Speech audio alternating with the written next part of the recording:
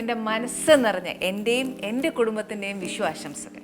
ഒരു പായസവാ ഞാൻ ഇന്നിവിടെ കാണിക്കുന്ന ഇൻഗ്രീഡിയൻസ് എന്താന്ന് വെച്ചാല് കുറച്ച് ഞാലിപ്പൂവും പഴവാ, തേന്, കുറച്ച് നെയ്യ്, മുന്തിരിങ്ങ, അണ്ടിപ്പരിപ്പ്, തിരുമിയ തേങ്ങായ, ഏലക്ക പൊടിച്ചത്, ശർക്കര, ചെമ്പാപ്പച്ചരിയ, സാദാ പശുവും പാല്, പഞ്ചസാര, കുറച്ച് വെള്ളം വേണം. ഇതാ വെള്ളം തിളച്ചു നല്ലതായിട്ട്. അരി ഇടുക.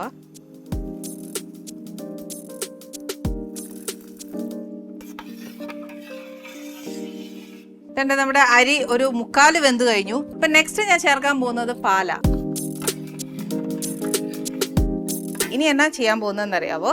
നമ്മൾ ഈ ശർക്കര 1/2 കിലോ ആണെങ്കിൽ 1/2 കിലോ ശർക്കര തന്നെ ചേർക്കണം.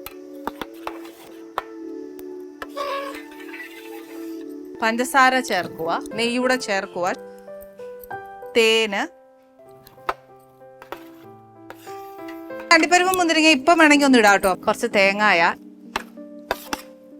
ഈ അരിഞ്ഞു വെച്ചിരിക്കുന്ന ഞാലിപ്പൂവൻ പഴം, അതായത് 1/4 കിലോയ്ക്ക് ഞാൻ ഇടുന്നത് 3 പഴവാ. അപ്പൊ ഇതിപ്പോ 6 പഴം ഇട്ടിട്ടുണ്ടേ.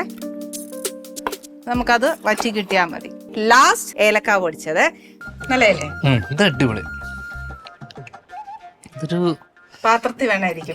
ഒരു ഗ്ലാസ് കഴിച്ചാൽ മത്ത് പിടിച്ച് ചിലപ്പോ ബോധം കെട്ട് വീഴും. അത്ര ഒന്നും കഴിക്കത്തില്ല ആരും.